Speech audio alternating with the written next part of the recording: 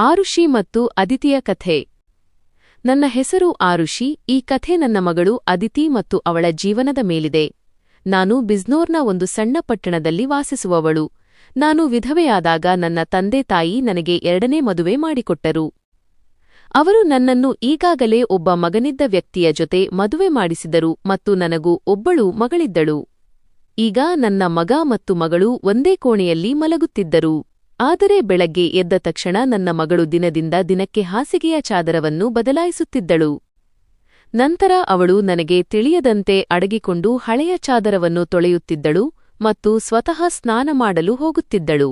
ಹಲವು ಬಾರಿ ನನ್ನ ಮಗಳು ಪ್ರಜ್ಞೆ ತಪ್ಪಿ ಬೀಳುತ್ತಿದ್ದಳು. ಅವಳು ದಿನದಿಂದ ದಿನಕ್ಕೆ ತುಂಬಾ ದೌರ್ಬಲ್ಯಳಾಗುತ್ತಿದ್ದಳು. ಒಂದು ದಿನ ಬೆಳಗ್ಗೆ ಎದ್ದು ನಾನು ಬೇಗನೆ ಮಗಳ ಕೋಣೆಗೆ ಹೋದೆ. ಆದರೆ ಮುಂದಿನ ವಾತಾವರಣವನ್ನು ನೋಡಿ ನಾನು ನಾಚಿಕೆಯಿಂದ ನೀರಾಗಿ ಹೋದೆ. ದಯವಿಟ್ಟು ಭಗವಂತ, ಇಂತಹ ದೃಶ್ಯವನ್ನು ಯಾವುದೇ ತಾಯಿಗೆ ತೋರಿಸದಿರಲಿ ಎಂದು ನನ್ನ ಹೃದಯದಿಂದ ಒಂದೇ ಮಾತು ಹೊರಟಿತು, ಏಕೆಂದರೆ ಅವಳು ನನ್ನ ಮಗಳು ಮತ್ತು ಮಗ. ನಾನು ಮದುವೆಯಾದ ಕೇವಲ 2 ವರ್ಷಗಳಲ್ಲೇ ವಿಧವೆಯಾಗಿದ್ದೆ. ಆ ಸಮಯದಲ್ಲಿ ನನ್ನ ವಯಸ್ಸು 18 ವರ್ಷವಾಗಿತ್ತು, ಏಕೆಂದರೆ ನನ್ನ ತಂದೆ ತಾಯಿ ನನಗೆ 16 ವರ್ಷ ವಯಸ್ಸಿನಲ್ಲೇ ಮದುವೆ ಮಾಡಿಸಿದ್ದರು. ನಾನು ನನ್ನ ಪೋಷಕರ ಒಬ್ಬಳೇ ಮಗಳಾಗಿದ್ದೆ. ಆದರೆ ನಾನು ಅವರ ಮೇಲೆ ಒಂದು ದೊಡ್ಡ ಹೊರೆ ಎಂದು ನನಗೆ ಅನಿಸುತ್ತಿತ್ತು. ನಾನು ಅವರ ಮಗಳೇ ಅಲ್ಲವೇನೋ ಎಂಬಂತೆ ಭಾಸವಾಗುತ್ತಿತ್ತು. ನನ್ನ ಜನನದ ನಂತರ ನನ್ನ ತಾಯಿ ಯಾವುದೇ ಸಂತೋಷವನ್ನು ನೋಡಲು ಸಾಧ್ಯವಾಗಲಿಲ್ಲ ಮತ್ತು ನನ್ನ ತಂದೆಗೆ ಅವರಿಗೆ ಮಗನಾಗಬೇಕೆಂಬ ದೊಡ್ಡ ಆಸೆಯಿತ್ತು. ಇದೇ ಕಾರಣಕ್ಕೆ ಅವರು ನನ್ನನ್ನು ಇಷ್ಟಪಡುತ್ತಿರಲಿಲ್ಲ ಮತ್ತು ಯಾವಾಗಲೂ ನನ್ನಿಂದ ದೂರವಿರುತ್ತಿದ್ದರು. ಅವರು ನನ್ನನ್ನು ಹೃದಯದಿಂದ ಪ್ರೀತಿಸುತ್ತಿರಲಿಲ್ಲ. ಅವರು ನನ್ನನ್ನು ತಮ್ಮವಳೆಂದು ಒಪ್ಪಿಕೊಳ್ಳುತ್ತಲೂ ಇರಲಿಲ್ಲ ಮತ್ತು ನನ್ನ ಮೇಲೆ ತುಂಬಾ ಕೋಪಿಸಿಕೊಳ್ಳುತ್ತಿದ್ದರು. ಕೆಲವು ಕೌಟುಂಬಿಕ ಕಾರಣಗಳಿಂದಾಗಿ ನನ್ನ ತಂದೆಗೆ ಎರಡನೇ ಮದುವೆ ಮಾಡಿಕೊಳ್ಳಲು ಸಾಧ್ಯವಾಗಲಿಲ್ಲ. ಇದೇ ಕಾರಣದಿಂದ ಅವರು ನನ್ನನ್ನು ತುಂಬಾ ದ್ವೇಷಿಸುತ್ತಿದ್ದರು. ಪ್ರತಿ ಬಾರಿಯೂ ನನ್ನೊಂದಿಗೆ ಕಠಿಣವಾಗಿಯೇ ಮಾತನಾಡುತ್ತಿದ್ದರು ಮತ್ತು ಇದೇ ಕಾರಣದಿಂದ ಅವರು ನನ್ನ ಮದುವೆಯನ್ನು ಬೇಗನೆ ಮಾಡಿಸಿಬಿಟ್ಟರು. ನನ್ನ ಪತಿ ಸರ್ಕಾರಿ ಶಾಲೆಯಲ್ಲಿ ಶಿಕ್ಷಕರಾಗಿದ್ದರು. ನಮಗೆ ಒಬ್ಬಳು 3 ವರ್ಷದ ಮಗಳೂ ಇದ್ದಳು. ಆದರೆ ಒಂದು ದಿನ ಶಾಲೆಯಿಂದ ಮನೆಗೆ ಬರುವ ದಾರಿಯಲ್ಲಿ ಅವರಿಗೆ ಅಪಘಾತವಾಯಿತು ಮತ್ತು ಸ್ಥಳದಲ್ಲೇ ಅವರು ಮರಣ ಹೊಂದಿದರು. ಅವರು ನನ್ನ ಜೊತೆಯನ್ನು ಬಿಟ್ಟು ಹೊರಟು ಹೋದರು. ಆ ದಿನ ನನ್ನ ಪಾಲಿಗೆ ಪ್ರಳಯಕ್ಕಿಂತ ಕಡಿಮೆಯೇನೂ ಇರಲಿಲ್ಲ. ನನ್ನ ಮೇಲೆ ಕಷ್ಟಗಳ ಬೆಟ್ಟವೇ ಬಿದ್ದಂತಾಯಿತು. ಕೆಲವು ದಿನಗಳು ಕಳೆದ ನಂತರ ನನ್ನ ಅತ್ತೆ ಮಾವಂದಿರು ಕೂಡ ನನ್ನನ್ನು ನನ್ನ ತಂದೆ ತಾಯಿಯ ಮನೆಗೆ ಕಳುಹಿಸಿಬಿಟ್ಟರು. ಬಹುಶಃ ಅವರ ಮೇಲೂ ನಾನು ಹೊರೆಯಾಗಿದ್ದೆ. ಅವರು ನನ್ನನ್ನು ಒಳ್ಳೆಯವಳೆಂದೂ ಭಾವಿಸಲಿಲ್ಲ. ಅವರ ದೃಷ್ಟಿಯಲ್ಲಿ ನಾನು ಅಪಶಕುನದ ಹೆಂಗಸಾಗಿದ್ದೆ. ನಾನೇ ಅವರ ಮಗನನ್ನು ಕೊಂದಂತೆ ಅವರು ನನ್ನನ್ನು ನೋಡಿದರು. ನಂತರ ನಾನು ಚುಪ್ಚಾಪ್ ಆಗಿ ನನ್ನ ತಂದೆ ತಾಯಿಯ ಜೊತೆ ಅವರ ಮನೆಗೆ ಬಂದೆ. ನನ್ನ ತಂದೆ ತಾಯಿ ಕೂಡ ನನ್ನನ್ನು ಹೊರೆಯೆಂದೇ ಭಾವಿಸುತ್ತಿದ್ದರು. ನಾನು ನನ್ನ ಮಗಳನ್ನು ಎದೆಗೆ ಅಪ್ಪಿಕೊಂಡು ಒಂಟಿಯಾಗಿ ತುಂಬಾ ಅಳುತ್ತಿದ್ದೆ. ನಂತರ ಕೆಲವು ದಿನಗಳ ನಂತರ ನನ್ನ ತಂದೆ ತಾಯಿ ನನಗೆ ಎರಡನೇ ಮದುವೆ ಮಾಡಿಕೊಟ್ಟರು. ಈಗಾಗಲೇ ಒಬ್ಬ ಮಗನಿದ್ದ ವ್ಯಕ್ತಿಯ ಜೊತೆ ನನ್ನ ಮದುವೆಯಾಯಿತು ಮತ್ತು ನನ್ನ ಬಳಿ ಒಬ್ಬಳು ಮಗಳಿದ್ದಳು.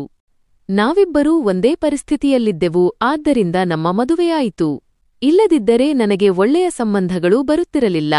ಅವನ ಮಗ ನನ್ನ ಮಗಳಿಗಿಂತ 1 ವರ್ಷ ಚಿಕ್ಕವನಾಗಿದ್ದನು. ಅವನ ಮಗನ ಹೆಸರು ಅಭಿಷೇಕ್ ಮತ್ತು ನನ್ನ ಮಗಳ ಹೆಸರು ಅದಿತಿ ಆಗಿತ್ತು. ನಾವು ಒಟ್ಟಿಗೆ ವಾಸಿಸಲು ಪ್ರಾರಂಭಿಸಿದೆವು ಮತ್ತು ಸಮಯ ಹೀಗೆಯೇ ಕಳೆಯುತ್ತಾ ಹೋಯಿತು. ನೋಡುತ್ತಿದ್ದಂತೆ ಅದಿತಿಗೆ 16 ವರ್ಷವಾಯಿತು ಮತ್ತು ಅಭಿಷೇಕ್ನಿಗೆ 15 ವರ್ಷವಾಯಿತು. ಆಗ ಅಭಿಷೇಕ್ನ ತಂದೆ ನಿಧನರಾದರೂ ಅವರು ಈ ಪ್ರಪಂಚವನ್ನು ಬಿಟ್ಟು ಹೊರಟು ಹೋದರು. ಅಂದರೆ ನನ್ನ ಎರಡನೇ ಪತಿಯು ಶಾಶ್ವತವಾಗಿ ನಮ್ಮನ್ನು ಅಗಲಿ ಹೋದರು. ಅವರ ಆರೋಗ್ಯ ಯಾವಾಗಲೂ ಕೆಟ್ಟಿರುತ್ತಿತ್ತು. ಅವರನ್ನು ತರಹೇವಾರಿ ಕಾಯಿಲೆಗಳು ಆವರಿಸಿದ್ದವು. ಆದರೆ ಅವರ ಕಾಯಿಲೆಗಳ ಜೊತೆಯಲ್ಲೇ ಹೇಗೆಗೋ ಜೀವನ ಸಾಗುತ್ತಿತ್ತು. ಅವರು ಹೋದ ನಂತರ ಮನೆಯ ಕಳೆಯೇ ಉದರಿಹೋದಂತಾಯಿತು. ನಮಗೆ ಸ್ವಂತ ಮನೆ ಇದ್ದಿದ್ದರಿಂದ ಬಾಡಿಗೆಯ ಚಿಂತೆ ಇರಲಿಲ್ಲ ಮತ್ತು ನನ್ನ ಮನೆಯಲ್ಲೇ ಒಂದು ಸಣ್ಣ ದಿನಸಿ ಅಂಗಡಿ ಇತ್ತು. ಒಂದು ದಿನ ನಾವೆಲ್ಲರೂ ಮಲಗಿದ್ದಾಗ ಇದ್ದಕ್ಕಿದ್ದಂತೆ ತುಂಬಾ ಜೋರಾಗಿ ಸೌಂಡ್ ಬಂದಿತು.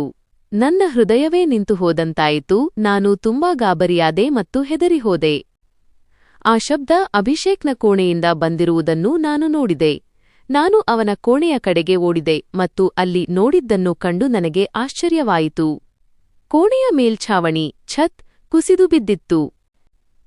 ಇದನ್ನು ನೋಡಿ ನಾನು ಗಾಬರಿಯಾದೆ, ಎಲ್ಲಿ ಅಭಿಷೇಕ್ ಈ ಛಾವಣಿಯ ಅಡಿಯಲ್ಲಿ ಸಿಲುಕಿ ಸತ್ತು ಹೋಗಿಲ್ಲ ತಾನೇ ಎಂಬ ಭಯ ನನ್ನನ್ನು ಕಾಡಿತು. ನಾನು ಹತ್ತಿರ ಹೋಗಿ ನೋಡಿದಾಗ ಅಭಿಷೇಕ್ ಅಲ್ಲಿ ಇರಲಿಲ್ಲ. ಅವನು ಶೌಚಾಲಯಕ್ಕೆ ಹೋಗಲು ಎದ್ದಿರಬೇಕು. ಇದೇ ಕಾರಣದಿಂದ ಅವನ ಪ್ರಾಣ ಉಳಿದಿತ್ತು, ಏಕೆಂದರೆ ಅವನ ಕೋಣೆಯ ಮೇಲ್ಛಾವಣಿ ಸಂಪೂರ್ಣವಾಗಿ ಬಿದ್ದಿತ್ತು. ಅಭಿಷೇಕ್ಗೆ ಯಾವುದೇ ಗಾಯವಾಗದಿದ್ದಕ್ಕಾಗಿ ನಾನು ದೇವರಿಗೆ ಧನ್ಯವಾದ ಅರ್ಪಿಸಿದೆ. ಅವನಿಗೆ ಏನಾದರೂ ಆಗಿದ್ದರೆ ನಾನು ಅವನ ದಿವಂಗತ ತಂದೆಗೆ ಹೇಗೆ ಮುಖ ತೋರಿಸುತ್ತಿದ್ದೆ? ಆದರೆ ಈಗ ಆ ಮೇಲ್ಛಾವಣಿಯನ್ನು ಮತ್ತೆ ನಿರ್ಮಿಸಲು ನಮ್ಮ ಬಳಿ ಅಷ್ಟೊಂದು ಹಣವಿರಲಿಲ್ಲ. ಕೋಣೆಯಂತೂ ಕಸದ ತೊಟ್ಟಿಯಂತಾಗಿತ್ತು. ಇಡೀ ಮೇಲ್ಛಾವಣಿ ಬಿದ್ದಿತ್ತು ಮತ್ತು ನಾವು ಅದನ್ನು ಹಾಗೆಯೇ ಬಿಟ್ಟುಬಿಟ್ಟೆವು.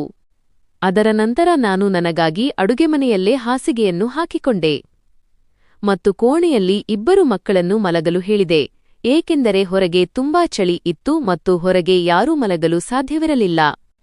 ಮತ್ತು ಕೋಣೆಯಲ್ಲಿ ಕೇವಲ 1 ಬೆಡ್ ಹಾಗೂ 1 ಮಂಚ, ಚಾರ್ಪಾಯಿ ಮಾತ್ರ ಇತ್ತು. 2 ಜನರು ಕೂಡ ತುಂಬಾ ಕಷ್ಟದಿಂದ ಮಲಗಬೇಕಾಗಿತ್ತು. ಈಗ ಅವರಿಬ್ಬರೂ ಒಂದೇ ಕೋಣೆಯಲ್ಲಿ ಮಲಗುತ್ತಿದ್ದರೂ ಅದು ಅನಿವಾರ್ಯತೆಯಾಗಿತ್ತು. ಏನು ಮಾಡಲು ಸಾಧ್ಯ? ಇನ್ನೊಂದು ಕೋಣೆಯಲ್ಲಿ ಅಂಗಡಿಯಿತ್ತು ಮತ್ತು ನನ್ನ ಪತಿ ಮನೆಯಲ್ಲಿ 3 ಕೋಣೆಗಳನ್ನು ಕಟ್ಟಿಸಿದ್ದರು. ನಾವು 3 ಜನರ ಪ್ರಕಾರ ಆ ಕೋಣೆಗಳು ಸಾಕಾಗಿದ್ದವು. ಆದರೆ 1 ಕೋಣೆ ಅಂಗಡಿಗಾಗಿಯೂ ಅಗತ್ಯವಾಗಿತ್ತಲ್ಲವೇ? ಈಗ ಅನಿವಾರ್ಯತೆಯಾಗಿತ್ತು. ಏನು ಮಾಡಲು ಸಾಧ್ಯವಿರಲಿಲ್ಲ. ಜೀವನ ಸಾಗಿಸಲೇಬೇಕಿತ್ತು. ಒಂದು ದಿನ ನನ್ನ ಮಗಮಗಳ ಕೋಣೆಯಲ್ಲಿ ಮಲಗಿದಾಗ ಬೆಳಗ್ಗೆ ಏನೋ ಒಂದು ಘಟನೆ ನಡೆದು ನಾನು ಆಶ್ಚರ್ಯಚಕಿತಳಾದೆ. ಅಭಿಷೇಕ್ ಬೆಳಗ್ಗೆ ಎದ್ದು ಉಪಹಾರ ಮಾಡಲು ಕೂಡ ಕುಳಿತಿದ್ದನು. ಆದರೆ ಅದಿತಿ ಇನ್ನುವರೆಗೂ ಮಲಗಿದ್ದಳು. ಅವಳು ಇಷ್ಟು ತಡವಾಗಿ ಎಂದಿಗೂ ಮಲಗುತ್ತಿರಲಿಲ್ಲ.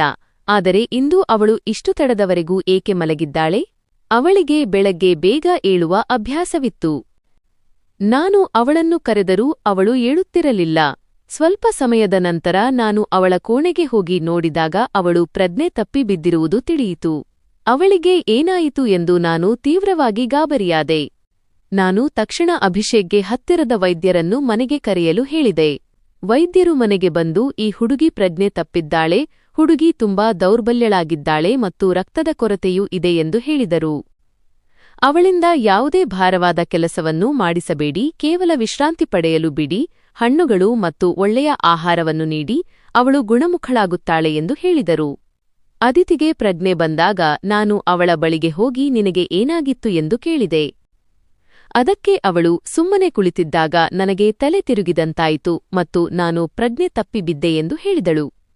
ನಾನು ನನ್ನ ಮಗಳಿಗೆ ನೀನು ವಿಶ್ರಾಂತಿ ತಗೋ, ನಾನು ನಿನಗಾಗಿ ಉಪಹಾರವನ್ನು ತಯಾರು ಮಾಡಿ ತರುತ್ತೇನೆ ಎಂದು ಹೇಳಿದೆ.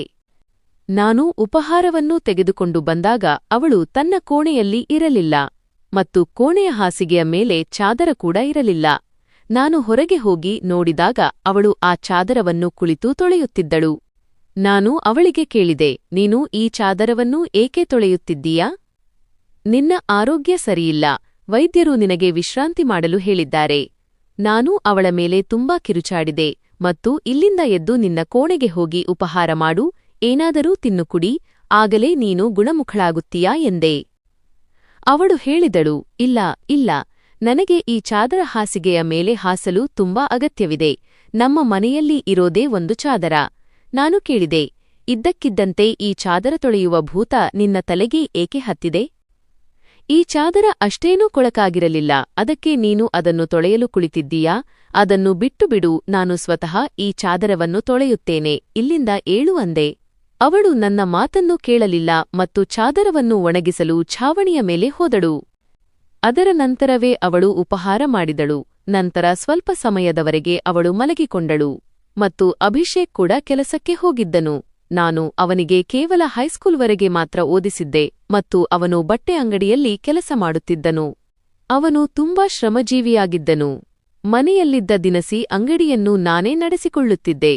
ಹೇಗಿದ್ದರೂ ಆ ಅಂಗಡಿಗೆ ಹೆಚ್ಚಾಗಿ ಮಕ್ಕಳೇ ಬರುತ್ತಿದ್ದರು. ದಿನ ಇದೇ ರೀತಿಯಾಗಿ ಕಳೆದುಹೋಯಿತು. ಅಂದು ಅಭಿಷೇಕ್ ನನಗೆ ನಾನು ಊಟ ಮಾಡಿಕೊಂಡು ಬಂದಿದ್ದೇನೆ ಎಂದು ಹೇಳಿದನು. ಅವನು ತಡವಾಗಿ ಬಂದಿದ್ದನು ಮತ್ತು ಅದಿತಿ ಕೂಡ ಈಗಾಗಲೇ ಕೋಣೆಯಲ್ಲಿ ಮಲಗಿದ್ದಳು. ಅವನು ಕೂಡ ಹೋಗಿ ಕೋಣೆಯಲ್ಲಿ ಮಲಗಿಕೊಂಡನು. ನಾನು ಕೂಡ ಅಡುಗೆಮನೆಯಲ್ಲಿ ನನ್ನ ಮಂಚವನ್ನು ಹಾಕಿಕೊಂಡಿದ್ದೆ. ಜಾಗ ಬದಲಾದ ಕಾರಣ ನನಗೆ ನಿದ್ದೆ ಬರುತ್ತಿರಲಿಲ್ಲ. ನಾನು ನನ್ನ ಪತಿಯನ್ನು ನೆನಪಿಸಿಕೊಳ್ಳುತ್ತಿದ್ದೆ. ನನ್ನ 2ನೇ ಪತಿ ತುಂಬಾ ಒಳ್ಳೆಯವರಾಗಿದ್ದರು ಮತ್ತು ನನ್ನನ್ನು ತುಂಬಾ ಚೆನ್ನಾಗಿ ನೋಡಿಕೊಳ್ಳುತ್ತಿದ್ದರು. ಅವರು ಎಂದಿಗೂ ನನಗೆ ಮೊದಲ ಮದುವೆಯ ಬಗ್ಗೆ ಚುಚ್ಚುಮಾತುಗಳನ್ನು ಆಡುತ್ತಿರಲಿಲ್ಲ. ಅವರು ನನ್ನ ಮಗಳನ್ನು ಯಾವಾಗಲೂ ತಮ್ಮ ಸ್ವಂತ ಮಗಳಂತೆ ಭಾವಿಸುತ್ತಿದ್ದರು. ಮತ್ತು ನಾನು ಕೂಡ ಅಭಿಷೇಕ್ಗೆ ಎಂದಿಗೂ ಅವನು ನನ್ನ ಸಾವತ್ರ ಬೆನ್ನಿನ ಮಲದ ಮಗ ಎಂದು ತಿಳಿಯಲು ಬಿಟ್ಟಿರಲಿಲ್ಲ.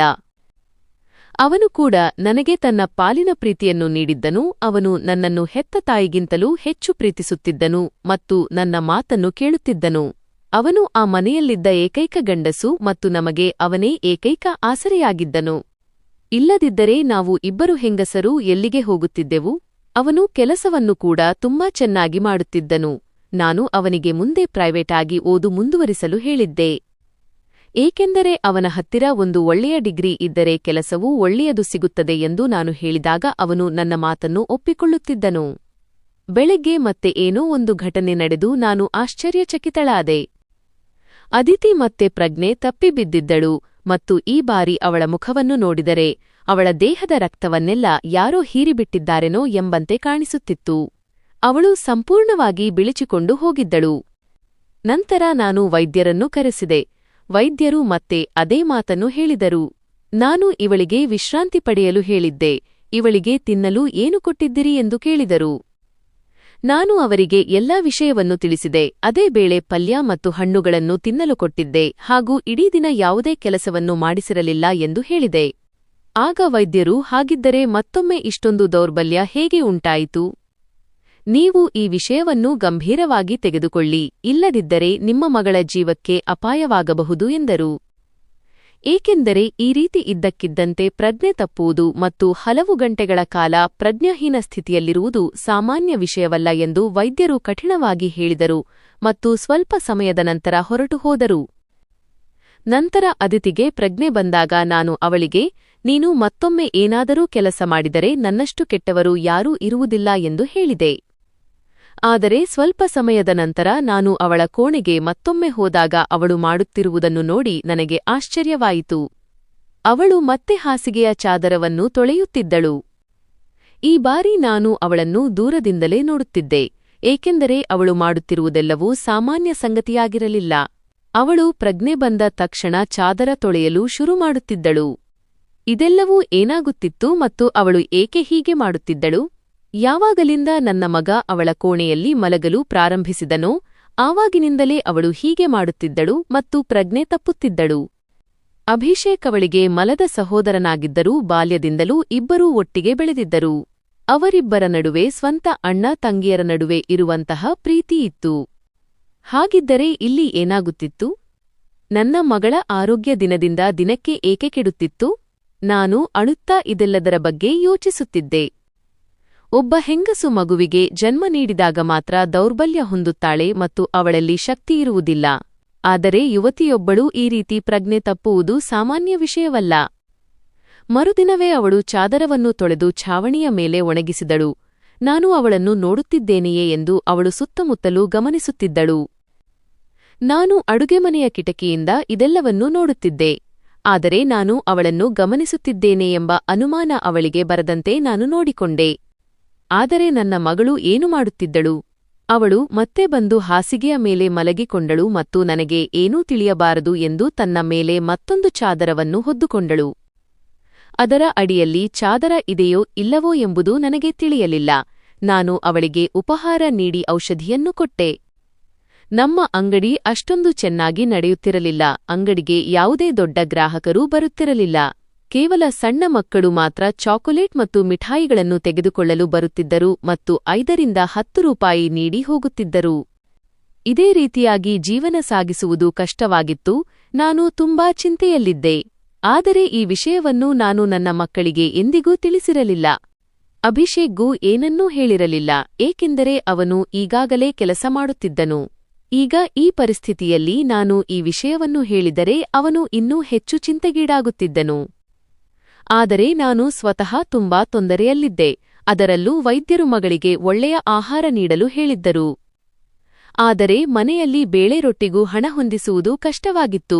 ಮನೆ ಖರ್ಚು ನಿಭಾಯಿಸುವುದು ತುಂಬಾ ಕಷ್ಟಕರವಾಗಿತ್ತು. ಆದರೆ ಒಂದು ದಿನ ಒಂದು ವಿಚಿತ್ರ ಘಟನೆ ನಡೆಯಿತು. ನಾನು ನನ್ನ ಮಗ ಅಭಿಷೇಕ್ ಮತ್ತು ಮಗಳು ಅದಿತಿ ಮಾತನಾಡಿಕೊಳ್ಳುತ್ತಿದ್ದ ಕೆಲವು ಮಾತುಗಳನ್ನು ಕೇಳಿಸಿಕೊಂಡೆ. ಅದು ನನಗೆ ಅರ್ಥವೇ ಆಗಲಿಲ್ಲ. ನನ್ನ ಮಗ ಹೇಳುತ್ತಿದ್ದನು, ನೀನು ಈಗಿನಿಂದಲೇ ನಿನ್ನ ಆರೋಗ್ಯವನ್ನು ಕೆಡಿಸಿಕೊಂಡಿದ್ದೀಯಾ, ಈ ರೀತಿ ನಡೆದರೆ ಆಗುವುದಿಲ್ಲ. ನಿನಗೆ ಇಷ್ಟೊಂದು ತೊಂದರೆಯಾಗುತ್ತಿದ್ದರೆ ನಾವು ಇದೆಲ್ಲವನ್ನೂ ಮಾಡಲು ಸಾಧ್ಯವಿಲ್ಲ. ಅದಕ್ಕೆ ನನ್ನ ಮಗಳು, ಇಲ್ಲ, ನನಗೆ ಈ ಕೆಲಸವನ್ನು ಮಾಡಲೇಬೇಕು, ಇಂತಹ ಅವಕಾಶಗಳು ಪದೇ ಪದೇ ಸಿಗುವುದಿಲ್ಲ. ನನ್ನೊಂದಿಗೆ ಇದೆಲ್ಲವೂ ಆಗುತ್ತದೆ ಎಂದು ನನಗೆ ತಿಳಿದಿರಲಿಲ್ಲ ಮತ್ತು ನನ್ನೊಳಗೆ ಇಷ್ಟೊಂದು ಶಕ್ತಿಯೂ ಇಲ್ಲ ಎಂಬುದು ನನಗೆ ಗೊತ್ತಿರಲಿಲ್ಲ ಎಂದಳು. ಆಗ ನನ್ನ ಮಗ, ಈಗ ನಿನಗೆ ಗೊತ್ತಾಗಿದೆ ಅಲ್ವಾ, ನಾನು ನಿನ್ನ ಜೀವನವನ್ನು ಪಣಕ್ಕಿಡಲು ಸಾಧ್ಯವಿಲ್ಲ ಎಂದನು.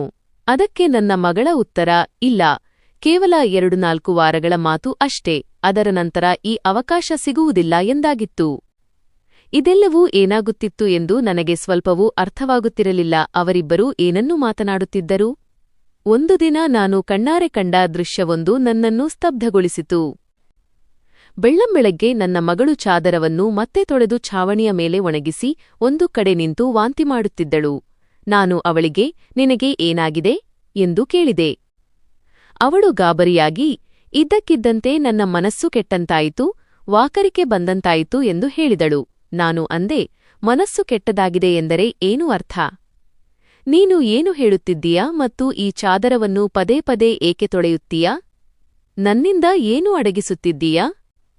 ನನ್ನ ಮತ್ತು ನಿನ್ನ ತಂದೆಯ ಗೌರವಕ್ಕೆ ಧಕ್ಕೆ ತರುವಂತಹ ಯಾವುದೇ ಕೆಲಸವನ್ನು ನೀನು ಮಾಡಿದ್ದೀಯಾ ಎಂದು ನನಗೆ ಗೊತ್ತಾದರೆ ನಾನು ನಿನ್ನನ್ನು ಎಂದಿಗೂ ಕ್ಷಮಿಸುವುದಿಲ್ಲ ಎಂದೆ. ನನ್ನ ಮಗಳು ಆಶ್ಚರ್ಯಚಕಿತಳಾದಳು. ಅವಳು ಹೇಳಿದಳು, ಅಮ್ಮ, ನೀನು ಯಾವ ರೀತಿಯ ಮಾತನಾಡುತ್ತಿದ್ದೀಯಾ? ನೀನು ಅಂದುಕೊಳ್ಳುತ್ತಿರುವಂತೆ ಇಲ್ಲಿ ಏನೂ ಇಲ್ಲ. ಇಂದು ನೀನು ಯಾವುದೋ ಸಿನಿಮಾ ನೋಡಿದ್ದೀಯಾ ಅಥವಾ ಯಾರೋ ನಿನ್ನ ಕಿವಿಗೆ ನನ್ನ ವಿರುದ್ಧ ಚಾಡಿ ಹೇಳಿದ್ದಾರೆ ಅನ್ನಿಸುತ್ತೆ, ಅದಕ್ಕೆ ನೀನು ಈ ತರಹ ಮಾತನಾಡುತ್ತಿದ್ದೀಯಾ? ನಾನು ಹಾಗೇಕೆ ಮಾಡುತ್ತೇನೆ? ಮತ್ತು ನಾನು ಈ ಚಾದರವನ್ನು ತೊಳೆದರೆ ಅದರಲ್ಲಿ ಏನಿದೆ? ಚಾದರ ಕೊಳಕಾಗಿತ್ತು, ಅದಕ್ಕೆ ತೊಳೆದಿದ್ದೇನೆ. ಹಲವು ದಿನಗಳಿಂದ ನನ್ನ ಆರೋಗ್ಯ ಸರಿಯಿಲ್ಲ ಎಂಬುದು ನಿನಗೆ ಗೊತ್ತಿದೆಯಲ್ಲವೇ? ಆ ಮಾತ್ರೆಗಳನ್ನು ತಿನ್ನುವುದರಿಂದ ನನ್ನ ಹೊಟ್ಟೆಯೂ ಕೆಟ್ಟಿದೆ. ನನಗೆ ವಾಂತಿ ಬಂದಿದ್ದಕ್ಕೆ ಬೇರೆ ಯಾವುದೇ ಅರ್ಥವಿಲ್ಲ ಎಂದು ನನ್ನ ಮಗಳು ನನ್ನೊಂದಿಗೆ ಮಾತನಾಡುತ್ತಿದ್ದಳು. ನಾನು ಅವಳ ಕೆನ್ನೆಗೆ ಜೋರಾಗಿ ಒಂದು ಬಾರಿಸಿದೆ ಮತ್ತು ಅವಳು ನೆಲಕ್ಕೆ ಬಿದ್ದಳು. ತಕ್ಷಣವೇ ಅಲ್ಲಿಗೆ ಅಭಿಷೇಕ್ ಕೂಡ ಬಂದನು. ಅವನು, ಅಮ್ಮ, ನೀನು ಏನು ಮಾಡುತ್ತಿದ್ದೀಯಾ? ಅವಳ ಮೇಲೆ ಏಕೆ ಕೈ ಮಾಡಿದೆ ಎಂದು ಕೇಳಿದನು. ಆಗ ನಾನು ಅವನಿಗೆ, ಹೌದು, ನಾನು ಅವಳನ್ನು ಹೊಡೆದಿದ್ದೇನೆ, ಅವಳ ಮೇಲೆ ಕೈ ಮಾಡಿದ್ದೇನೆ. ಇದನ್ನು ನಾನು ಬಹಳ ಮುಂಚೆಯೇ ಮಾಡಬೇಕಾಗಿತ್ತು. ಆದರೆ ಇನ್ನು ನಾನು ಪೂರ್ತಿಯಾಗಿ ವಿಷಯದ ಆಳಕ್ಕೆ ಇಳಿದಿಲ್ಲ. ಯಾವ ದಿನ ನನಗೆ ನಿಮ್ಮಿಬ್ಬರ ಬಗ್ಗೆ ಸತ್ಯ ತಿಳಿಯುತ್ತದೆಯೋ ಆ ದಿನ ನೋಡಿ ಎಂದೆ. ಆಗ ನನಗೆ ನಾನೇ ಏನು ಮಾಡುತ್ತಿದ್ದೇನೆ ಎಂಬುದೂ ತಿಳಿಯಲಿಲ್ಲ. ನನ್ನ ಮನಸ್ಸಿಗೆ ಬಂದದ್ದನ್ನೆಲ್ಲ ನಾನು ಮಾತನಾಡುತ್ತಿದ್ದೆ. ಆದರೆ ನಾನು ಈ ರೀತಿ ಮಾಡಬಾರದಾಗಿತ್ತು. ರಾತ್ರಿ ಇದ್ದಕ್ಕಿದ್ದಂತೆ ನನ್ನ ಕಣ್ಣು ತೆರೆದಾಗ ಮಕ್ಕಳ ಕೋಣೆಯ ಲೈಟ್ ಉರಿಯುತ್ತಿರುವುದನ್ನು ನಾನು ನೋಡಿದೆ. ಆ ಸಮಯದಲ್ಲಿ ಅವರು ಏನು ಮಾಡುತ್ತಿದ್ದರು? ಅವರು ಈ ಹೊತ್ತಿಗೆ ಮಲಗಬೇಕಿತ್ತಲ್ಲವೇ? ಮತ್ತು ಸಂಜೆ ಅವರು ನನಗೆ, ಇಂದು ನಾವು ಬೇಗ ಮಲಗುತ್ತೇವೆ ಎಂದು ಹೇಳಿದ್ದರು. ನಾನು ಕೋಣೆಯ ಹತ್ತಿರ ಹೋದಾಗ ಅವರು ಕೇವಲ ಎಚ್ಚರವಿರಲಿಲ್ಲ, ಬದಲಿಗೆ ಮಾತನಾಡುತ್ತಿದ್ದರು ಮತ್ತು ಯಾವುದೋ ವಿಷಯಕ್ಕೆ ತುಂಬಾ ಸಂತೋಷಪಡುತ್ತಿದ್ದರು. ನನ್ನ ಮಗ ಹೇಳುತ್ತಿದ್ದನು, ನೀನು ತುಂಬಾ ಅದೃಷ್ಟವಂತೆ. ಅದಕ್ಕೆ ಮಗಳು, ಹೌದು, ಅದೃಷ್ಟವಂತೆ ನಾನೇ. ಆದರೆ ನಾಳೆ ಮತ್ತೆ ನನ್ನ ಆರೋಗ್ಯ ಕೆಟ್ಟಾಗ ಅಮ್ಮ ನನ್ನನ್ನು ನೋಡಿ ತುಂಬಾ ಚಿಂತೆ ಮಾಡುತ್ತಾರೆ. ಇನ್ನೂ ಎಷ್ಟು ದಿನ ಹೀಗೆ ಸುಳ್ಳು ಹೇಳುವುದು ಎಂದಳು. ಮಗ ಅಂದನು, ಇನ್ನೂ ಕೆಲವೇ ದಿನಗಳು ಹೀಗೆ ಮಾಡೋಣ, ಆಮೇಲೆ ಎಲ್ಲವೂ ಸರಿಯಾಗುತ್ತದೆ. ಅವರಿಬ್ಬರ ಮಾತುಗಳನ್ನು ಕೇಳಿ ನಾನು ಆಶ್ಚರ್ಯಚಕಿತಳಾದೆ. ಇಂದು ನನ್ನಿಂದ ತಡೆಯಲು ಸಾಧ್ಯವಾಗಲಿಲ್ಲ. ನಾನು ಕೋಣೆಯ ಬಾಗಿಲನ್ನು ತೆರೆಯಲು ಪ್ರಯತ್ನಿಸಿದೆ, ಆದರೆ ಅವರು ಒಳಗಿನಿಂದ ಬಾಗಿಲು ಹಾಕಿಕೊಂಡಿರುವುದನ್ನು ಕಂಡು ನನಗೆ ಆಶ್ಚರ್ಯವಾಯಿತು. ಒಳಗಿನಿಂದ ಬಾಗಿಲು ಹಾಕಿಕೊಳ್ಳಲು ಏನು ಕಾರಣವಿತ್ತು? ಹೇಗಿದ್ದರೂ ಈಗ ಹವಾಮಾನ ಬದಲಾಗುತ್ತಿತ್ತು, ಅವರು ಬಾಗಿಲು ತೆರೆದೇ ಮಲಗಬೇಕಿತ್ತು. ನಾನು ಬಾಗಿಲನ್ನು ಪದೇ ಪದೇ ತಟ್ಟಲು ಪ್ರಾರಂಭಿಸಿದೆ. ಆದರೆ ಈ ರೀತಿ ಬಾಗಿಲು ತಟ್ಟಿದರೂ ಅವರು ಬಾಗಿಲು ತೆರೆಯಲು ಅರ್ಧ ಗಂಟೆ ತಡ ಮಾಡಿದರು. ಅದರ ನಂತರ ನಾನು ಕೋಣೆಯ ಒಳಗೆ ನೋಡಿದಾಗ ಅವರಿಬ್ಬರನ್ನು ಬಿಟ್ಟು ಬೇರೆ ಯಾರೂ ಇರಲಿಲ್ಲ.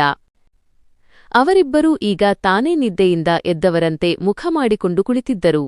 ನಾನು, ಇಷ್ಟೊಂದು ತಡವಾಗಿ ಬಾಗಿಲು ಏಕೆ ತೆರೆದ್ರಿ ಎಂದು ಕೇಳಿದೆ. ಅದಕ್ಕೆ ಅವರು, ನಾವು ಮಲಗಿದ್ದೆವು ಎಂದರು. ನಾನು ಅಂದೆ, ಸುಳ್ಳು ಹೇಳಬೇಡಿ, ನೀವು ಎಚ್ಚರವಾಗಿದ್ದಿರಿ ಮತ್ತು ಮಾತನಾಡುತ್ತಿದ್ದಿರಿ. ಅವರು ಹೇಳಿದರು, ನಾವು ಈ ಸಮಯದಲ್ಲಿ ಏಕೆ ಎಚ್ಚರ ಇರುತ್ತೇವೆ ಮತ್ತು ಏಕೆ ಮಾತನಾಡುತ್ತೇವೆ? ನಾಳೆ ನಮಗೇನಾದರೂ ಪರೀಕ್ಷೆ ಇದೆಯೇ, ಓದಲು ಎಚ್ಚರವಿರಲು? ನಾವು ಮಲಗಿದ್ದೆವು. ನನಗೆ ಅವರಿಬ್ಬರ ನಡವಳಿಕೆಗಳು ಅರ್ಥವಾಗುತ್ತಿರಲಿಲ್ಲ. ನನ್ನ ಬಳಿ ಮಾತನಾಡಲು ಯಾವುದೇ ಪದಗಳಿರಲಿಲ್ಲ. ಅವರು ಈಗ ತಾನೇ ನಿದ್ದೆಯಿಂದ ಎದ್ದವರಂತೆ ಕುಳಿತಿದ್ದರಿಂದ ನನಗೆ ಅವರ ಮಾತುಗಳು ಅರ್ಥವಾಗಲಿಲ್ಲ. ಅದರ ನಂತರ ನಾನು ಅವರಿಗೆ ಏನನ್ನೂ ಹೇಳದೆ ಅಲ್ಲಿಂದ ಹೊರಟು ಹೋದೆ. ಆದರೆ ಏನೋ ಒಂದು ಗೊಂದಲ ಖಂಡಿತ ಇದೆ ಎಂದು ನಾನು ಯೋಚಿಸುತ್ತಿದ್ದೆ. ಒಂದು ದಿನ ನನ್ನ ಮಗಳ ತೋಳಿನ ಮೇಲೆ ನೀಲಿ ಕಲೆಗಳಿರುವುದನ್ನು ನೋಡಿ ನಾನು ಆಶ್ಚರ್ಯಚಕಿತಳಾದೆ. ಇವು ಗಾಯದ ಕಲೆಗಳಾಗಿದ್ದವು. ಅವಳಿಗೆ ಏನು ತಗುಲಿದೆ ಎಂದು ನನಗೆ ಅರ್ಥವಾಗಲಿಲ್ಲ. ನಾನು ಅವಳನ್ನು ಕೇಳಿದಾಗ ಅವಳು ಚಾಕು ತಗುಲಿದೆ ಎಂದಳು. ಆದರೆ ಚಾಕು ಬೆರಳಿಗೆ ತಗುಲುತ್ತದೆ ಅಲ್ವೇ? ಕೇವಲ ತೋಳಿನ ಮೇಲಷ್ಟೇ ಅಲ್ಲ, ನನ್ನ ಮಗಳು ಏನೋ ಒಂದು ವಿಷಯವನ್ನು ನನ್ನಿಂದ ಖಂಡಿತವಾಗಿಯೂ ಅಡಗಿಸುತ್ತಿದ್ದಳು. ಅವಳು ಕೆಲವೊಮ್ಮೆ ಪ್ರಜ್ಞೆ ತಪ್ಪಿ ಬೀಳುತ್ತಿದ್ದಳು, ಕೆಲವೊಮ್ಮೆ ಅವಳ ದೇಹದ ಮೇಲೆ ವಿಚಿತ್ರವಾದ ಕಲೆಗಳಿರುತ್ತಿದ್ದವು. ಮತ್ತು ಕೆಲವೊಮ್ಮೆ ಎದ್ದು ತಕ್ಷಣ ತನ್ನ ಹಾಸಿಗೆಯ ಚಾದರವನ್ನು ತೊಳೆಯಲು ಶುರುಮಾಡುತ್ತಿದ್ದಳು ಹಾಗೂ ನನ್ನನ್ನು ಕೋಣೆಯ ಒಳಗೆ ಹೋಗಲು ಬಿಡುತ್ತಿರಲಿಲ್ಲ. ನನ್ನ ಮೆದುಳು ಯಾವ ಕಡೆಗೆ ಯೋಚಿಸುತ್ತಿತ್ತೋ ನಾನು ಆ ರೀತಿಯಾಗಿ ಯೋಚಿಸಲು ಬಯಸುತ್ತಿರಲಿಲ್ಲ. ಅದು ನನ್ನದೇ ತಪ್ಪಾಗಿತ್ತು. ನಾನು ಇಂದು ಬೆಂಕಿ ಮತ್ತು ನೀರನ್ನು ಏಕೆ ಒಟ್ಟಿಗೆ ಇಟ್ಟೆ? ನಾನು ಹಾಗೆ ಮಾಡಬಾರದಾಗಿತ್ತು. ನಾನು ಈಗ ಏನು ಮಾಡಬೇಕೆಂದು ನಿರ್ಧರಿಸಿಬಿಟ್ಟೆ. ಬೆಳೆದ ಮಗ ಮತ್ತು ಮಗಳನ್ನು ನಾನು ಒಟ್ಟಿಗೆ ಒಂದೇ ಕೋಣೆಯಲ್ಲಿ ಮಲಗಲು ಬಿಡಬಾರದಾಗಿತ್ತು. ತಪ್ಪು ನನ್ನದೇ ಆಗಿತ್ತು. ನಾನು ಈ ಎಲ್ಲಾ ವಿಷಯಗಳ ಬಗ್ಗೆ ಗಮನ ಹರಿಸಬೇಕಾಗಿತ್ತು. ಅಭಿಷೇಕ್ ಅದಿತಿಗೆ ಕೇವಲ ಮಲಸಹೋದರನಾಗಿದ್ದನೂ ನಿಯತ್ತು ಬದಲಾಗಲು ಹೆಚ್ಚು ಸಮಯ ಹಿಡಿಯುವುದಿಲ್ಲ. ಯೌವನವು ಕುರುಡಾಗಿರುತ್ತದೆ. ಈ ವಯಸ್ಸಿನಲ್ಲಿ ಯಾರಾದರೂ ದಾರಿ ತಪ್ಪಬಹುದು. ಮತ್ತು ಮಲಸಹೋದರ ಎಂದಿಗೂ ಮಲಸಹೋದರನೇ. ಹಾಗಿದ್ದಾಗ ನಾನು ಹೇಗೆ ಮಲಸಹೋದರ ಮತ್ತು ಸಹೋದರಿಯನ್ನು ಒಟ್ಟಿಗೆ ಒಂದೇ ಕೋಣೆಯಲ್ಲಿ ಮಲಗಿಸುತ್ತಿದ್ದೆ? ಇದು ನನ್ನದೇ ತಪ್ಪಾಗಿತ್ತು. ನಾವು ಪೋಷಕರೇ ಮಕ್ಕಳ ಕಡೆಗೆ ಗಮನ ಹರಿಸದಿದ್ದರೆ ತೊಂದರೆಗಳು ಉಂಟಾಗುವುದು ಸಹಜ. ಒಳ್ಳೆಯ ಮತ್ತು ಕೆಟ್ಟ ವಿಷಯಗಳ ಬಗ್ಗೆ ನಾವೇ ಗಮನ ಹರಿಸಬೇಕು. ಮಕ್ಕಳು ನಿಷ್ಕಲ್ಮಶ ಮನಸ್ಸಿನವರು ಮತ್ತು ತಿಳುವಳಿಕೆಯಿಲ್ಲದೆ ಅವರು ಅನೇಕ ತಪ್ಪುಗಳನ್ನು ಮಾಡಿಬಿಡುತ್ತಾರೆ. ನನ್ನ ಮನಸ್ಸಿನಲ್ಲಿ ಇಂತಹ ಆಲೋಚನೆಗಳು ಬರುತ್ತಿದ್ದವು. ಒಂದು ವೇಳೆ ಈ ಎಲ್ಲಾ ಆಲೋಚನೆಗಳು ನಿಜವಾಗಿದ್ದರೆ ಆಗ ಸಂಪೂರ್ಣ ತಪ್ಪು ನನ್ನದೇ ಆಗಿರುತ್ತಿತ್ತು. ನಾನು ನನ್ನ ಮಗ ಮತ್ತು ಮಗಳ ಮೇಲೆ ನಿಗಾ ಇಟ್ಟಿದ್ದೆ. ಒಂದು ದಿನ ನನ್ನ ಮಗಳಿಗೆ ಏನೋ ಒಂದು ವಸ್ತುವನ್ನು ತಂದುಕೊಡುತ್ತಿದ್ದನು. ನಾನು ಅಡಗಿಕೊಂಡು ಅವರ ಮಾತುಗಳನ್ನು ಕೇಳಲು ಪ್ರಾರಂಭಿಸಿದೆ. ಅವನು ಅಂದನು, ಇದು ನಿನ್ನ ಔಷಧಿ. ಈ ತೊಂದರೆಗಾಗಿ ಈ ಔಷಧಿಯನ್ನು ತೆಗೆದುಕೊಳ್ಳಿ, ಆಗ ಎಲ್ಲವೂ ಸರಿಯಾಗುತ್ತದೆ. ಅವನು ನನ್ನ ಮಗಳಿಗೆ ರಹಸ್ಯವಾಗಿ ಆ ಮಾತ್ರೆಗಳನ್ನು ನೀಡಿದನು. ನಾನು ಚಿಂತೆಗೀಡಾದೆ. ಅವನು ಅವಳಿಗೆ ಯಾವ ವಿಷಯದ ಮಾತ್ರೆಗಳನ್ನು ನೀಡುತ್ತಿದ್ದಾನೆ? ಇಬ್ಬರೂ ಸೇರಿ ಬಗೆಹರಿಸಲು ಬಯಸುತ್ತಿರುವ ಮತ್ತು ನನಗೆ ತಿಳಿಯದ ಆ ತೊಂದರೆ ಆದರೂ ಏನು? ಮತ್ತು ಆ ಔಷಧಿ ನನಗೆ ನೋಡಲು ಸ್ವಲ್ಪ ವಿಚಿತ್ರವಾಗಿ ಕಾಣಿಸುತ್ತಿತ್ತು. ನನ್ನ ಮಗಳು ಕೂಡ ಆ ಔಷಧಿಗಳನ್ನು ತಕ್ಷಣವೇ ಇಸ್ಕೊಂಡು ತನ್ನ ಸೀರೆಯ ದುಪಟ್ಟಾದ ಸೆರಗಿನಲ್ಲಿ ಬಚ್ಚಿಟ್ಟುಕೊಂಡಳು. ಮಗ ಹೇಳಿದನು, ರಾತ್ರಿ ಮಲಗುವ ಮುನ್ನ ಇದನ್ನು ತೆಗೆದುಕೋ, ಆಗ ಮರುದಿನ ನೀನು ಖಂಡಿತವಾಗಿಯೂ ಪ್ರಜ್ಞೆ ತಪ್ಪುವುದಿಲ್ಲ. ಮತ್ತು ಮುಂದಿನ 2-3 ದಿನಗಳವರೆಗೆ ನನ್ನ ಮಗಳು ನಿಜವಾಗಿಯೂ ಪ್ರಜ್ಞೆ ತಪ್ಪಲಿಲ್ಲ. ಆದರೆ ಅದರ ನಂತರ ಬಹುಶಃ ಅವಳ ಆ ಮಾತ್ರೆಗಳು ಮುಗಿದುಹೋಗಿದ್ದವು ಮತ್ತು ಒಂದು ದಿನದ ನಂತರ ನನ್ನ ಮಗಳು ಮತ್ತೆ ಪ್ರಜ್ಞೆ ತಪ್ಪಿಬಿದ್ದಳು. ನನ್ನ ಮಗ ಕೂಡ ಮನೆಯಲ್ಲಿ ಇರಲಿಲ್ಲ. ಆದ್ದರಿಂದ ನಾನು ಇಂದು ಇದರ ಲಾಭ ಪಡೆಯಲು ಯೋಚಿಸಿದೆ. ನಾನು ಆ ಚಾದರವನ್ನು ತುಂಬಾ ಜಾಣ್ಮೆಯಿಂದ ಮಗಳ ಕೆಳಗಿನಿಂದ ಎಳೆದುಕೊಂಡೆ ಮತ್ತು ಅದನ್ನು ಸರಿಯಾಗಿ ಮಡಚಿ ನನ್ನ ಕೋಣೆಗೆ ತಂದೆ. ಅದರ ಮೇಲೆ ಅಂತಹದೇನ ಇರುತ್ತಿತ್ತು ಎಂಬುದನ್ನು ನಾನು ಬಿಡಿಸಿ ನೋಡಬೇಕಾಗಿತ್ತು. ಅದಕ್ಕಾಗಿಯೇ ನನ್ನ ಮಗಳು ಬೆಳಗ್ಗೆ ಎದ್ದ ತಕ್ಷಣ ತನ್ನ ಅನಾರೋಗ್ಯವನ್ನು ಲೆಕ್ಕಿಸದೆ ಅದನ್ನು ತೊಳೆಯಲು ಪ್ರಾರಂಭಿಸುತ್ತಿದ್ದಳು. ನಾನು ಚಾದರವನ್ನು ಬಿಡಿಸಿ ನೋಡಿದಾಗ ಮೊದಲಿಗೆ ನನಗೆ ಏನೂ ಕಾಣಿಸಲಿಲ್ಲ. ಆದರೆ ನಾನು ಸೂಕ್ಷ್ಮವಾಗಿ ಗಮನಿಸಿದಾಗ ಅಲ್ಲಿ ನೋಡಿ ಆಶ್ಚರ್ಯಚಕಿತಳಾದೆ. ಆ ಚಾದರದ ಮೇಲೆ ಬಿಳಿಬಿಳಿಯಾದ ಕೂದಲುಗಳಿದ್ದವು ಮತ್ತು ಇಡೀ ಚಾದರ ಕೂದಲುಗಳಿಂದ ತುಂಬಿತ್ತು. ಇದು ಯಾವ ವಸ್ತುವಿನ ಅಥವಾ ಪ್ರಾಣಿಯ ಕೂದಲು ಎಂದು ನನಗೆ ಅರ್ಥವಾಗಲಿಲ್ಲ. ಏಕೆಂದರೆ ಆ ಕೂದಲುಗಳು ಸಂಪೂರ್ಣವಾಗಿ ಬಿಳಿಯಾಗಿದ್ದವು ಮತ್ತು ಸಣ್ಣ ಸಣ್ಣದಾಗಿದ್ದವು. ನಾನು ಆಶ್ಚರ್ಯಚಕಿತಳಾದೆ, ಆದರೆ ನನಗೆ ಈ ವಿಷಯ ಅರ್ಥವಾಗಲಿಲ್ಲ. ಇದೆಲ್ಲವೂ ಏನಾಗುತ್ತಿದೆ ಎಂದು ನಾನು ಯೋಚಿಸುತ್ತಿದ್ದೆ. ನಾನು ಮಗ ಮತ್ತು ಮಗಳ ಪ್ರತಿಯೊಂದು ನಡವಳಿಕೆಯ ಮೇಲೆ ಕಣ್ಣಿಟ್ಟಿದ್ದರಿಂದ ಇದೆಲ್ಲವನ್ನೂ ನನ್ನ ಮನಸ್ಸಿನಲ್ಲೇ ಯೋಚಿಸುತ್ತಿದ್ದೆ. ಆದರೆ ನಾನು ಯಾವುದೇ ತೀರ್ಮಾನಕ್ಕೆ ಬಂದಿರಲಿಲ್ಲ. ಅಷ್ಟರಲ್ಲಿ ನನ್ನ ಮಗಳಿಗೆ ನಾನು ಚಾದರವನ್ನು ನೋಡಿರುವ ವಿಷಯ ತಿಳಿಯಿತು. ಅವಳು ಬಂದು ನನ್ನ ಪಕ್ಕದಲ್ಲಿ ಕುಳಿತಳು ಮತ್ತು ಸ್ವಲ್ಪ ವಿಚಿತ್ರವಾಗಿ ಗಾಬರಿಯಾದಂತೆ ಕಾಣಿಸುತ್ತಿದ್ದಳು. ಅದರ ನಂತರ ನಾನು ಅವಳಿಗೆ ಕೇಳಿದೆ, ಏನಮ್ಮ ವಿಷಯ? ಏಕೆ ಚಿಂತೆಯಲ್ಲಿದ್ದೀಯಾ? ಅದಕ್ಕೆ ಅವಳು, ಅಮ್ಮ, ಆ ಚಾದರ ಎಲ್ಲಿದೆ ಎಂದು ಕೇಳಿದಳು. ನಾನು ಅವಳಿಗೆ, ಅದನ್ನು ನಾನು ತೊಳೆದು ಒಣಗಲು ಹಾಕಿದ್ದೇನೆ ಎಂದೆ. ಇಷ್ಟನ್ನು ಹೇಳಿ ಅವಳು ನನ್ನ ಬಳಿಯಿಂದ ಹೋಗಲು ತೊಡಗಿದಾಗ ನಾನು ಅವಳ ಕೈ ಹಿಡಿದು ತಡೆದೆ. ಮತ್ತು ನಾನು ಅಂದೆ, ನಾನು ಎಲ್ಲವನ್ನೂ ನೋಡಿದ್ದೇನೆ. ಆ ಚಾದರದ ಮೇಲೆ ಏನಿತ್ತೋ ನನಗೆ ಎಲ್ಲವನ್ನೂ ನಿಜ ಹೇಳು. ಇದೆಲ್ಲವೂ ಏನು? ನೀನು ಇಷ್ಟು ದಿನಗಳಿಂದ ನನ್ನಿಂದ ಏನು ಅಡಗಿಸುತ್ತಿದ್ದೀಯಾ? ನಾನು ತುಂಬಾ ಚಿಂತೆಯಲ್ಲಿದ್ದೇನೆ. ನನ್ನ ಮನಸ್ಸಿನಲ್ಲಿ ತುಂಬಾ ಕೆಟ್ಟ ಆಲೋಚನೆಗಳು ಬರುತ್ತಿವೆ. ಅವಳು ನನ್ನ ಪಕ್ಕದಲ್ಲಿ ಕುಳಿತಳು ಮತ್ತು ನಂತರ ನನ್ನ ಮಗಳು ನನಗೆ ಅಂತಹ ಒಂದು ಸತ್ಯವನ್ನು ಹೇಳಿದಳು. ಅದನ್ನು ಕೇಳಿ ನನ್ನ ಪಾದಗಳ ಕೆಳಗಿನ ಭೂಮಿಯೇ ಸರಿದಂತಾಯಿತು. ನನ್ನ ಮಗಳು ನನಗೆ ಹೇಳಿದಳು, ಅಮ್ಮ, ನೀನು ಅಂದುಕೊಳ್ಳುತ್ತಿರುವಂತೆ ಖಂಡಿತವಾಗಿಯೂ ಏನೂ ಇಲ್ಲ.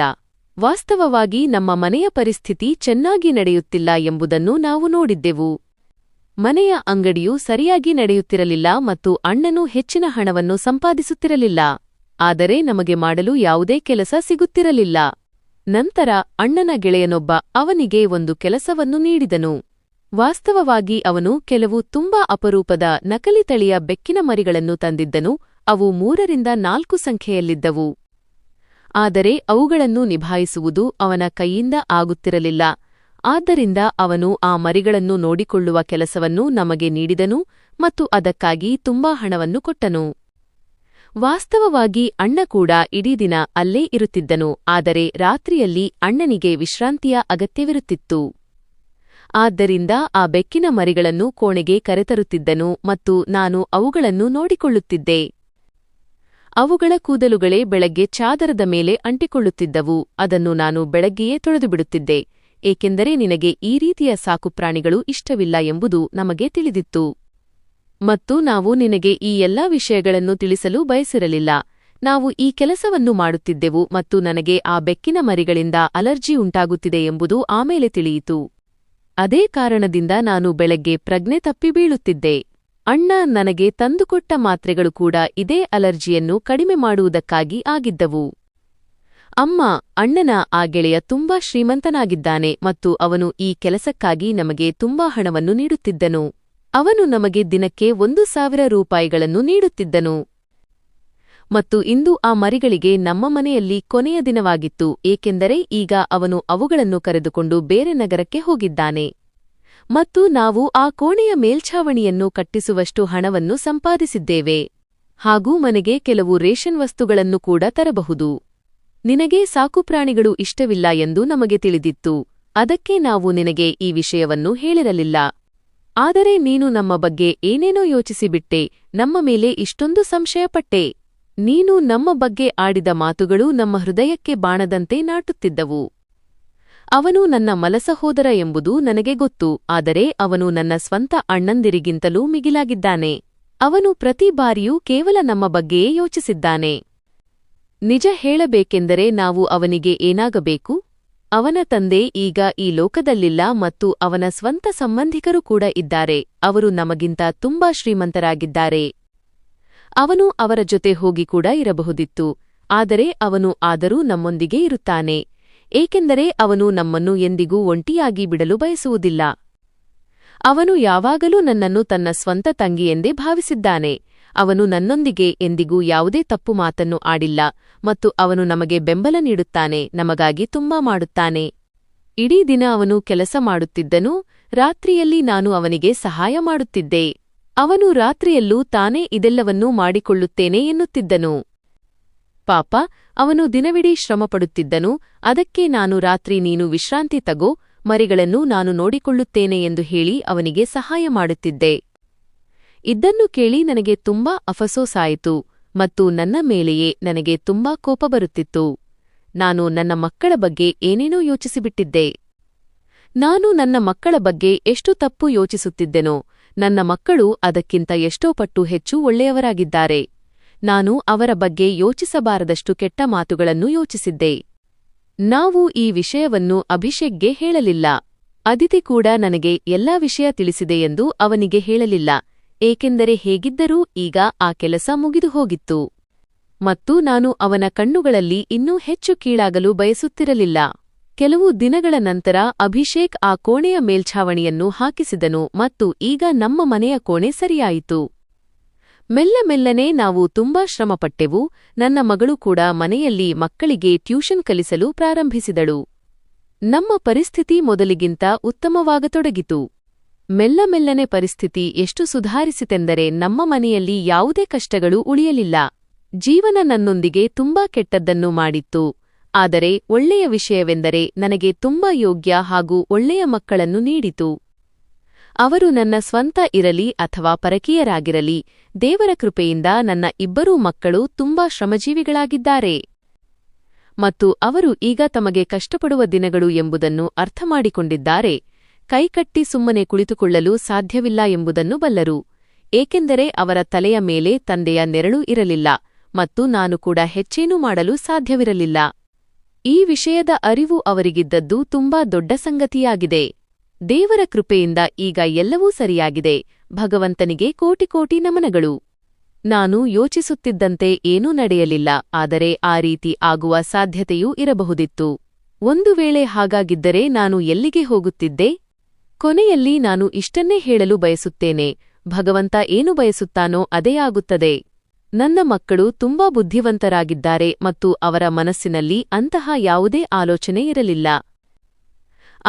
ಆದರೂ ನಾನು ಅಂತಹ ತಾಯಂದಿರಿಗೆ ಒಂದು ಕಿವಿಮಾತು ಹೇಳಲು ಬಯಸುತ್ತೇನೆ, ಮಕ್ಕಳ ವಿಷಯದಲ್ಲಿ ಸ್ವಲ್ಪ ಎಚ್ಚರಿಕೆ ವಹಿಸಿ. ಮತ್ತು ನಾನು ನನ್ನ ಮಕ್ಕಳೊಂದಿಗೆ ಮಾಡಿದ ತಪ್ಪನ್ನು ನೀವು ಮಾಡಬೇಡಿ. ನಾನು ಅವರಿಬ್ಬರನ್ನೂ ಒಂದೇ ಕೋಣೆಯಲ್ಲಿ ಇಡಬಾರದಾಗಿತ್ತು, ಏಕೆಂದರೆ ನಡೆಯದ ಘಟನೆ ನಡೆಯುವ ಸಾಧ್ಯತೆಯೂ ಇರುತ್ತದೆ ಮತ್ತು ಒಂದು ವೇಳೆ ಹಾಗಾಗಿದ್ದರೆ ಎಲ್ಲವೂ ಕೊನೆಗೊಳ್ಳುತ್ತಿತ್ತು. ನನ್ನ ಮಕ್ಕಳು ಬುದ್ಧಿವಂತರಾಗಿದ್ದರೂ ಬಹುಶಃ ಇದೇ ಕಾರಣಕ್ಕೆ ನನ್ನೊಂದಿಗೆ ಈ ರೀತಿ ತಪ್ಪು ನಡೆಯಲಿಲ್ಲ. ನಿಮ್ಮ ಮಕ್ಕಳ ಬಗ್ಗೆ ಗಮನವಿರಲಿ, ಅವರ ಜೀವನದ ಮೇಲೂ ನಿಗಾ ಇರಲಿ ಮತ್ತು ಅವರು ಯಾವಾಗ ಏನು ಮಾಡುತ್ತಿದ್ದಾರೆ ಎಂಬುದರ ಬಗ್ಗೆ ಸಂಪೂರ್ಣ ಮಾಹಿತಿ ಹೊಂದಿರಿ. ಮಕ್ಕಳನ್ನು ಪ್ರೀತಿಸುವುದರ ಜೊತೆಗೆ ಸ್ವಲ್ಪ ಕಠಿಣವಾಗಿಯೂ ಇರಿ ಮತ್ತು ಅವರು ಏನು ತಪ್ಪು ಮಾಡುತ್ತಿದ್ದಾರೆ, ಏನೂ ಇಲ್ಲ ಎಂಬ ಎಲ್ಲಾ ವಿಷಯಗಳ ಬಗ್ಗೆ ಅವರಿಂದ ಮಾಹಿತಿ ಪಡೆಯುತ್ತಿರಿ. ಮತ್ತು ಮಕ್ಕಳು ದೊಡ್ಡವರಾದಾಗ, ಯೌವನಕ್ಕೆ ಬಂದಾಗ ಅವರ ಹಾಸಿಗೆಯನ್ನು ಬೇರ್ಪಡಿಸಬೇಕು ಎಂಬ ವಿಷಯದ ಬಗ್ಗೆ ಗಮನವಿರಲಿ. ನಿಮಗೂ ನಾನು ಇಷ್ಟನ್ನೇ ಹೇಳುತ್ತೇನೆ ಗೆಳೆಯರೇ, ನಿಮ್ಮ ಮಕ್ಕಳನ್ನು ಚೆನ್ನಾಗಿ ನೋಡಿಕೊಳ್ಳಿ. ನಮ್ಮ ಕಥೆ ನಿಮಗೆ ಇಷ್ಟವಾಗಿದೆ ಎಂದು ನಂಬುತ್ತೇನೆ. ಕಥೆ ಇಷ್ಟವಾಗಿದ್ದರೆ ವಿಡಿಯೋವನ್ನು ಲೈಕ್ ಮಾಡಿ, ಚಾನೆಲ್ಗೆ ಹೊಸಬರಾಗಿದ್ದರೆ ಚಾನೆಲ್ ಅನ್ನು ಸಬ್ಸ್ಕ್ರೈಬ್ ಮಾಡಿ ಮತ್ತು ಹೌದು, ನೋಟಿಫಿಕೇಷನ್ ಬೆಲ್ ಅನ್ನು ಖಂಡಿತವಾಗಿಯೂ ಒತ್ತಿ. ಇದರಿಂದ ಮುಂದಿನ ಅಪ್ಡೇಟ್ ನಿಮಗೆ ಎಲ್ಲಕ್ಕಿಂತ ಮುಂಚಿತವಾಗಿ ಸಿಗುತ್ತದೆ.